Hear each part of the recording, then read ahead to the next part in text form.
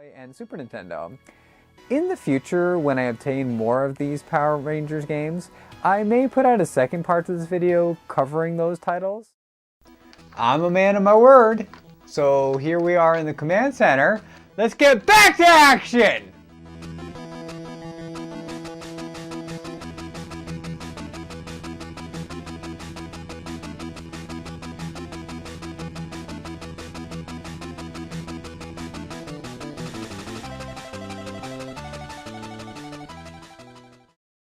I've got 7 games to cover, so I'm going to keep this brief.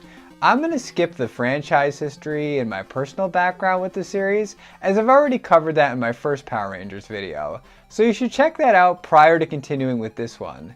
Without further ado, it's time to shift into turbo! Or Zeo in this case, as in Power Rangers Zeo Battle Racers for the Super Nintendo, the only console game based on this particular series. Now, I didn't watch a lot of Zeo as a kid, but one thing I did love about it was the theme song, which is represented here excellently. As you may have guessed, this is a racing game, and it takes no more than a passing glance to tell what Natsume was aping when they developed this title. From the screen layout, to the course design, to the use of weapons to hinder opponents, Battle Racers reeks of Mario Kart envy. Much like Mario Kart, Battle Racers includes a roster of heroes and villains to select, which includes the red, gold, pink, green, blue, and yellow Rangers, as well as the Cog Soldier and King Mondo. The characters race mostly on motorcycles, though the Cog Soldier rides around in something I've never seen before. It looks like some kind of spider crab hybrid. I like it. To be expected, the game plays a lot like Mario Kart. There are obstacles on the track that make your character spin out, which you can hop over to avoid. There are boost strips for a brief speed increase, to name a few.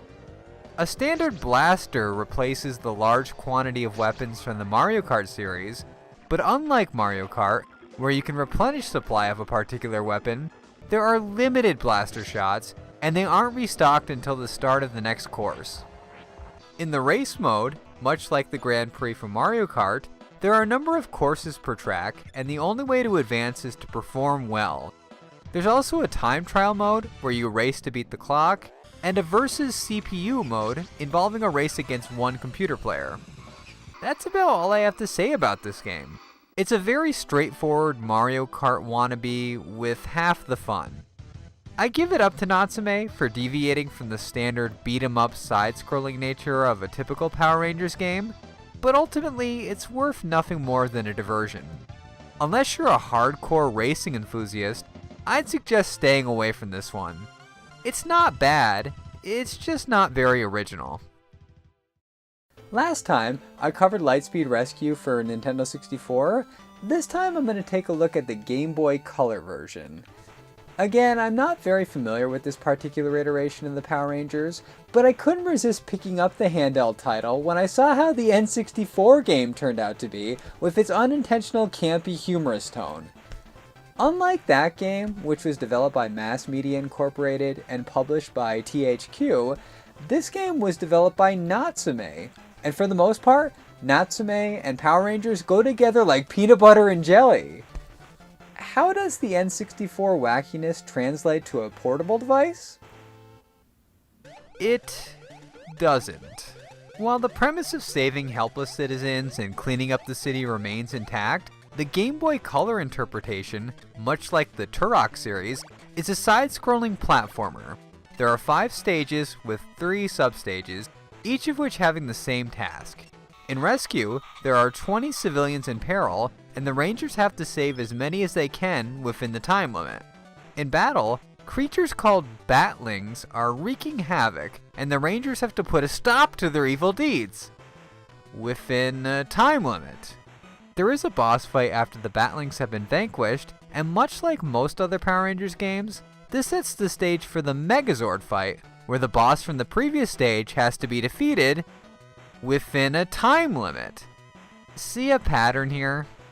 Like on the Nintendo 64, you have the option of playing as the red, blue, green, yellow, and pink Rangers, each of which having different stats for life, energy, and power on a scale from 1 to 6, the weakest of which being the Pink Ranger. First, they take away the skirt and butch her up, then they render her almost completely powerless. Isn't there a middle ground, Natsume? In the rescue mode, the Rangers pick up tools that help them in saving the hostages. For example, a grappling hook is used to reach heights where a ladder is out of commission, medicine is used to revive sick civilians, and there's a special tool used to break doors.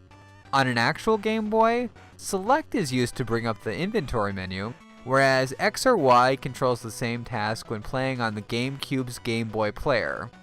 This can also be accomplished by holding up and pressing B to scroll for the inventory at will. During the rescue stages, the only weapon the Rangers have are their fists, but holding the B button charges up the punch attack. While fighting the Batlings, the Rangers can pick up a sword, while also gaining the use of a downward jump kick. The hardest enemy in this game is the time limit, which is usually no more than 8 minutes. And if the time limit elapses, it's an automatic continue. While the Batling and Megazord fights can be accomplished without breaking a sweat, it can be a royal pain to pass the rescue stages in the given amount of time, as the civilians are scattered about a multi-screen level layout. Fortunately, the level descriptions state that your objective is to save as many citizens as you can, not all. So, sorry unnamed civilian number 7. Hope you had a nice life! The Megazord sequences, which are usually some of the coolest in previous titles, are easily the low light of this one. The sprites don't look very advanced, and the action is so slow in comparison to the rest of the game. Jumping is awkward, punching is awkward, and blocking is especially awkward. The most advice I have for this part is to just keep the pressure on the boss and try to get some special attacks in, which are accessed when the bar below the health meter fills up. Once the enemy is defeated, a mini cutscene is shown with some great music. The music might actually be the best part of the game. While the platforming is fairly standard and has a number of flaws, the 8-bit oriented tunes are pretty memorable. It kinda reminds me of the soundtrack to the Famicom Dragon Ball Z games, and I give it a big thumbs up. I completed the 5 stages, and the final boss fight is supposed to pop up at that point, but I was at a standstill. Apparently, you have to rescue all the civilians and kill all the Batlings in good time and health, and only then will the last fight with Diabolico ensue. As I didn't want to do all of this all over again, I just put in the password to access the fight. Diabolico is a lot harder than the other bosses, and try as I might, I just couldn't beat the game. No huge loss. Power Rangers Lightspeed Rescue is an entertaining enough platformer, and there are certainly worse ways to kill time, but the game is far from flawless. The jumping mechanic isn't perfect, and obstacles can be so hidden that they're hard to see, but all in all, this Game Boy Color release is decent. The soundtrack sure is awesome though.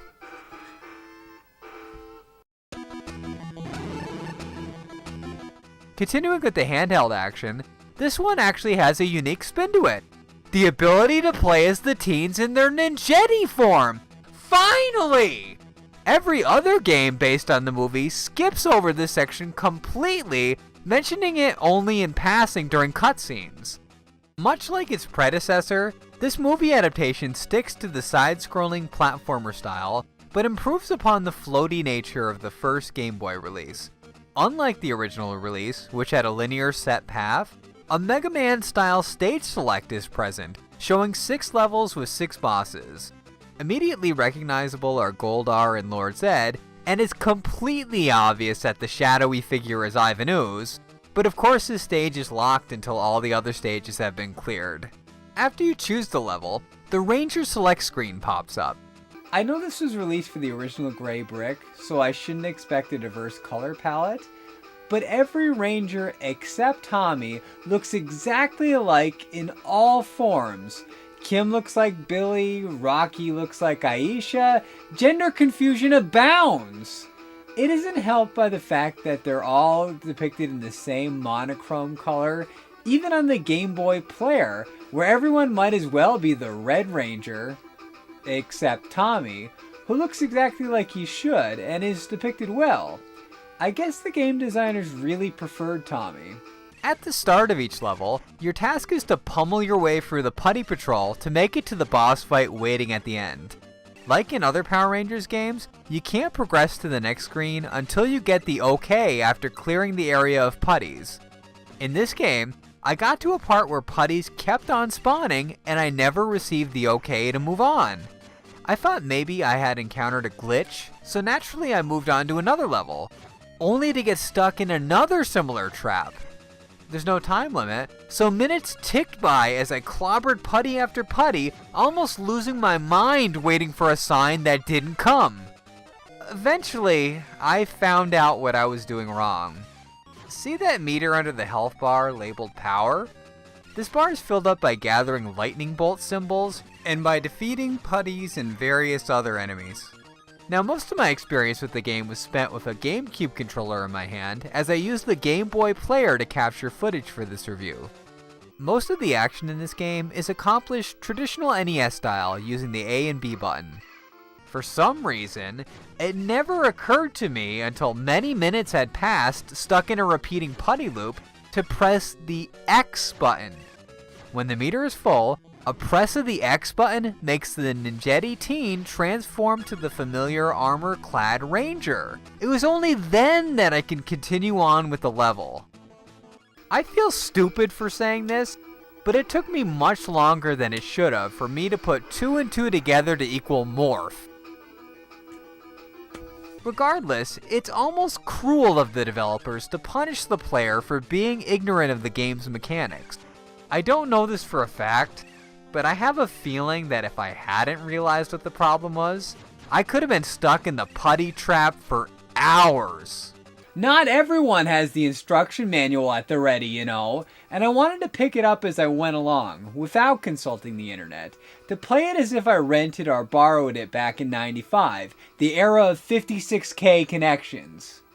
Moving on, the platforming is relatively solid, the Ranger and Ninjetti sprites are fairly detailed, in spite of their uniformity, and the music, while not feeling very Power Rangers, is pretty catchy, especially the Lord Zed stage theme, which sounds like it would be perfectly at home in Darkwing Duck. The control isn't perfect though.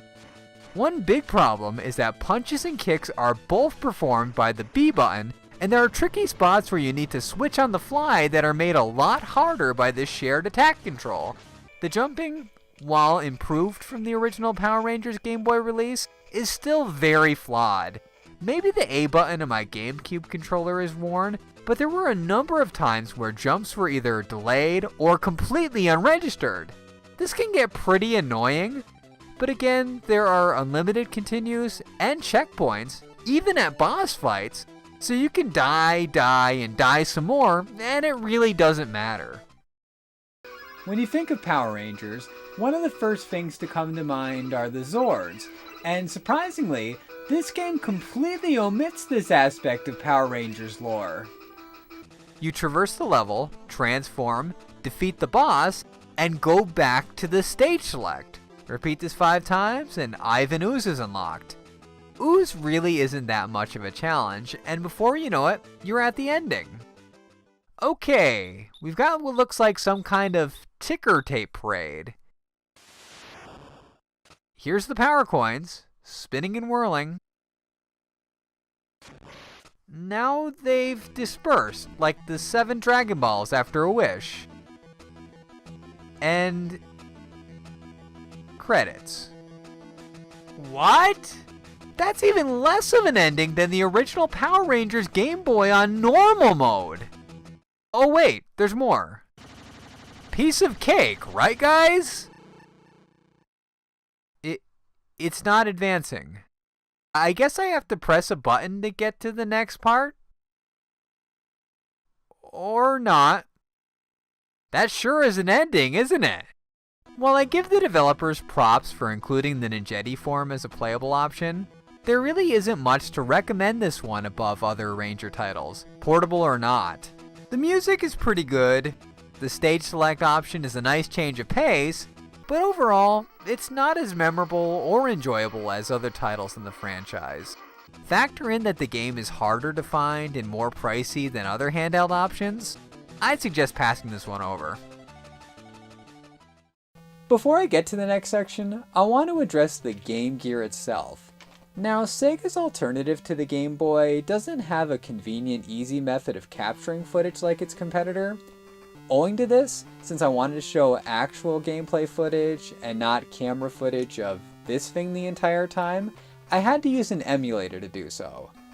I have no problems with emulators, and they're perfectly acceptable to use for playing or capturing old school games.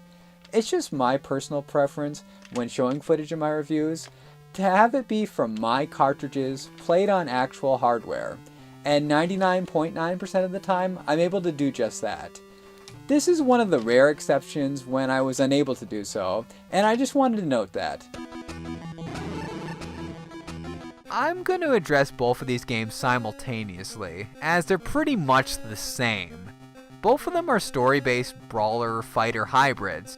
In fact, they're both very much in the same vein of the original Genesis Power Rangers fighter, the difference being that the Rangers only tackle one big boss per stage and then again in their Zords. For these Game Gear versions, a number of putties and similar henchmen are encountered before dealing with the level boss. Both games have identical control schemes. Up makes the character jump, 1 punches, and 2 kicks. Pressing 1 and 2 together during a jump will result in an aerial attack, which differs from character to character.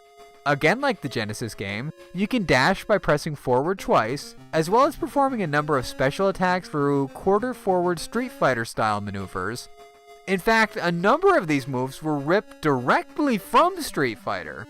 Obviously, the first game deals with earlier events in the plot, involving Rita Repulsa and her lackeys, including Mr. Badass himself, the Green Ranger, while the movie tie-in has the typical Ivan Ooze fight, but also some Lord Zed to add some spice to the mix. Due to this, each game has different Ranger rosters. The one unifying theme is Goldar, who is constantly butting in where he doesn't belong. What a nuisance! The first game concludes with a fight against Cyclopsis, much like on the Genesis, while the movie game, shocker, pits the Rangers against the Ivan Ectomorphicon, like in the Genesis movie game. Each game is fairly short and should be able to be beaten in no more than an hour, depending on difficulty setting. The first game has unlimited continues, but the movie game has limited credits. But it's easier than the first game, so I guess it's a fair trade-off. Besides the story mode, both games have a versus mode with a wide roster of characters, good and evil, as well as a link mode, where I'm assuming you can hook 2 Game Gears together to play with a buddy, but I don't have a link cable to test this out. Despite their interchangeability, the Game Gear Power Rangers titles are worth giving a go. There's not much replay value, but both versions are fairly cheap and easy to find, so they don't require a major investment. I had the first game as a kid, and I thought it was pretty good back then, and I still think that today. Obviously my preference is the first one, due solely to the inclusion of the always awesome Green Ranger and the second to none Dragon Zord. While you can't play as the teens, at least the Rangers look like they're supposed to, and you can easily tell which is which.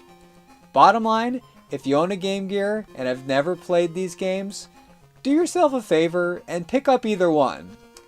The Green Ranger can do a Hadouken in the first one though. How cool is that?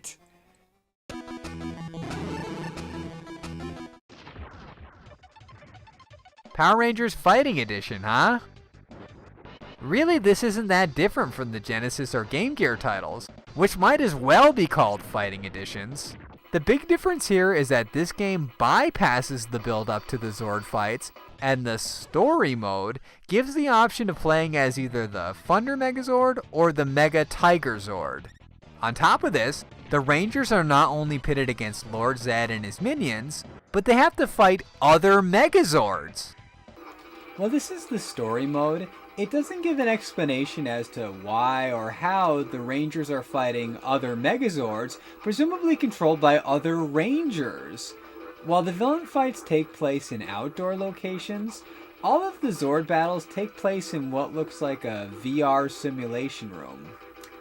I'm going to assume this is just a training exercise, and that the other Megazords are just computer images, especially since the doppelganger of the Zord you choose is one of the opponents. In regards to the controls, every button attacks. The game doesn't even specify which is heavy and which is light. The moves themselves are again in the Street Fighter school, with Shoryukens and Hadouken-like moves abound. Most impressive of all, the Mega Tiger Zord produces a Genki Dama, though this one doesn't seem to be as powerful as the one that took down Kid Buu. Come on, people! The Mega Tiger Zord needs your energy! The combat is very straightforward. It's the standard best of 3 bout style that has been employed in almost every fighting game since the dawn of time. There's a bar under the life gauge that is constantly shifting during the course of a match. From what I've gathered, timing a special attack just right when the bar is full will result in an extra powerful series of attacks. There are 3 play modes in Fighting Edition: Fighting Mode, the 2-player versus mode, the Standard Story Mode, and Trial Mode, which tests your skills against a series of computer opponents. The twist here is that the health meter only refills a little bit after each match. The purpose of this is to see how far you can progress on one life bar, and after losing once, the game is over and the streak total is presented. It's a pretty neat idea, and I'll chalk it up to the game being developed by Natsume. Natsume and Power Rangers were a winning combination, for the most part. The story mode is pretty much what you'd expect. The Chosen Zord fights through a series of its peers and monsters of the week to get to the final confrontation with Lord Zed. Or is it? The developers had a few surprises up their sleeves. This isn't a Monkey Island, this is just a middle-of-the-road fighter, but I'm gonna keep my lips sealed on this one. The surprise isn't really much of a surprise at all, and if you look at when the game came out and consider what was going on in Ranger continuity at the time, you can easily put together what the big reveal is.